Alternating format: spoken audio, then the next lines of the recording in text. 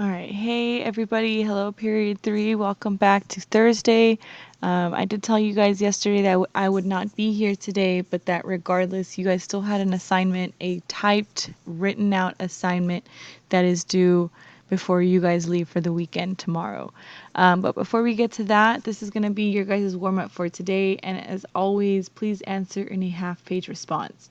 So for today, I want you to write about moving to another city or a neighborhood. What was that like? Did you like anything about that experience? Did you hate anything about that experience? And if you've never moved, what is one place that you'd like to move to and why? And even if you have moved, what is one place that you'd like to move to and why?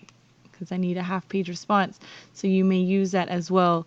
And it can literally be anywhere. Like, let's say you really want to, I don't know, you want to imagine what it's like to live in Paris, France, instead of Paris, California, then go ahead and write to me about that. I will take it.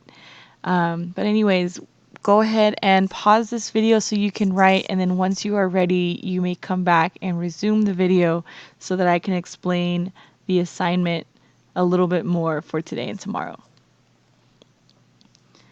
Okie dokie. So welcome back, everybody. Yesterday, I handed you guys all out a page that you can use for planning in terms of your written extended writing that's going to be due tomorrow. And that looks like this. Nope, not that one. That would be this one right here. So you have your prompts right up here, and you're going to choose one of these two, and then you're going to answer the prompt, and you're going to include two different reasons that you're going to write about in your essay. And then once you put all of these together, that's going to be your thesis statement down here. Remember, your thesis statement always goes at the end of your introduction paragraph. So once you have these two reasons that you're going to write about, then you know exactly what your two body paragraphs are going to be about. Because if you remember, and I went through this on Tuesday, this is going to be the setup for your extended writing piece. So you're going to have an introduction with a brief summary of both stories. You're going to introduce the characters. Anytime you talk about the title of the story, remember it has to be underlined. Otherwise, it's wrong. And then at the end of your intro paragraph, you'll have a thesis statement. And so then after that, you're going to go into writing two or more body paragraphs that back up your thesis. And the way that you are backing up your thesis is, again, by starting out with these two things that you're going to write about and then using these to write the rest of your essay. And then at the end, a quick conclusion that just sums up your main points. And all of this is going to be a 1 to 1.5 page typed essay or assignment in 12-point font, double spaced. And double spaced only means that you're skipping a line. You don't have to put many spaces between the lines. It's just skipping a line. And that's going to be due before you guys leave for the weekend. So yesterday I did a very quick example because we had a short period. And so right now I would like to take my time and show you guys a little bit more. So let's go ahead. I'm going to focus on the first prompt. So the first prompt, if we go and look here, our first prompt asks, so it says, both of the authors in A Visit to Grandmother and Operation Conductorette lived and experienced racial disparities in their upbringing. So basically they experienced things like oppression, prejudice, racism, etc., etc. How do they bring these experiences into their stories? So how do the authors bring racial disparities, etc., experience into the stories? And what I want you guys to do is use some of the social justice words in your analysis. And so essentially what I would focus on in terms of, and you have to use one from each story. If I'm going to talk about A Visit to Grandmother, I'm going to focus on how Mama treated GL better than Charles, than her other son. Okay, and I'm just going to keep it very broad at first. And then because what I'm going to do is this first reason that I picked out right here is I'm going to explain it a little bit more in my body paragraphs. And so I don't want to explain it here. I'm going to explain it later. And then my second thing that I'm going to talk about, because I only need to talk about two, one from each of the stories, is how in Operation Conductorette, Angelou got turned away from a job that was clearly hiring. Okay, and then she had to stand her ground, etc., etc. So these two reasons right here are actually now going to become my thesis statement. So when I go to answer this question, this prompt, what I'm going to do is I'm going to take this part right here and I'm going to restate it as the answer to my prompt. So essentially right here, I'm going to go ahead and write out the authors, bring up various instances of racism in their story, and that's going to be the answer to my prompt. And then the first reason that I came up with in the other one, or I should say right here, is that Mama treated GL better than Charles.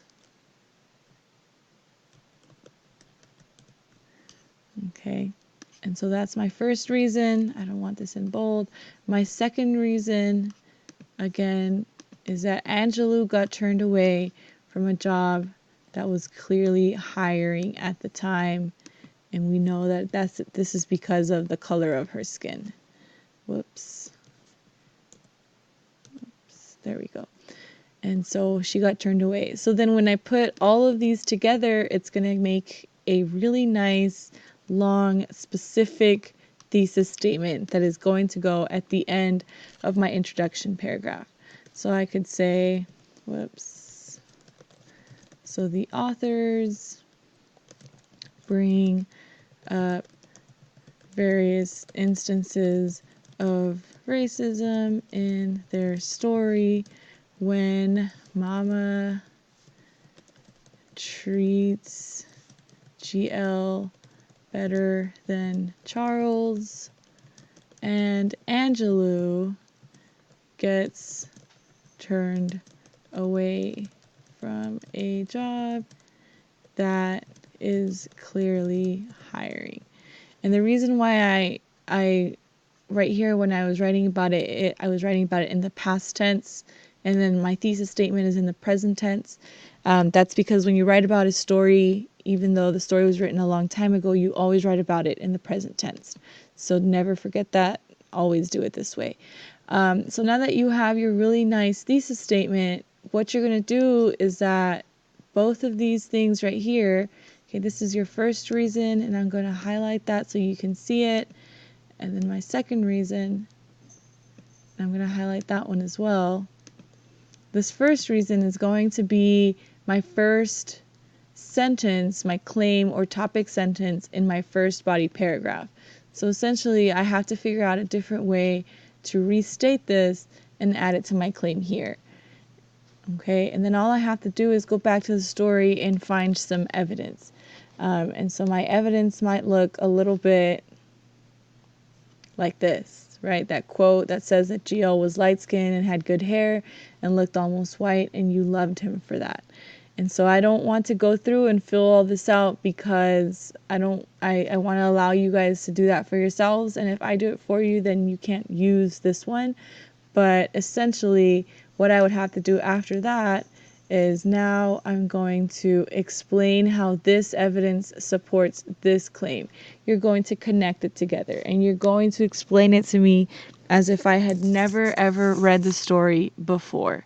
You're going to break it down, pretend I'm like a 5-year-old dumb kid, and you're going to over explain to me how in the world it is that, you know, GL being light skinned and being treated differently, what does that have to do with racism? What does that have to do with colorism? What does that have to do with internalized oppression? Because I do want you to use those social justice words in your analysis. And so again, your claim is your main point. Make sure that you grab this claim from your thesis statement. Your evidence is going to back up that claim. And last but not least, your reasoning should be at the end of your paragraph, and that's the one where you link back to your overall topic. And it can be one sentence, but this reasoning portion is a part that is going to be the most important part of this, because that's going to bring it all together. And so once you do that, you may use this sheet right here to plan your first body paragraph, and then you're going to do the same thing again for your second body paragraph, and then at the end you'll have a short conclusion, and that'll close up your writing. And you're just going to go ahead and turn that into Google Classroom. So this should be more than enough for the next 2 days, and then you can go ahead and submit it. If you finish this early, stay tuned. I'm going to post another video tomorrow about an extra credit opportunity that you may work on if you are done early, as well as tomorrow's warm-up. So if you have any questions about this, please post a comment on Google Classroom or send me an email. I will try my best to respond, but otherwise, please type, type, type, type. All right, you guys, have a nice rest of your Thursday. I'll come back and speak to you guys tomorrow. Bye.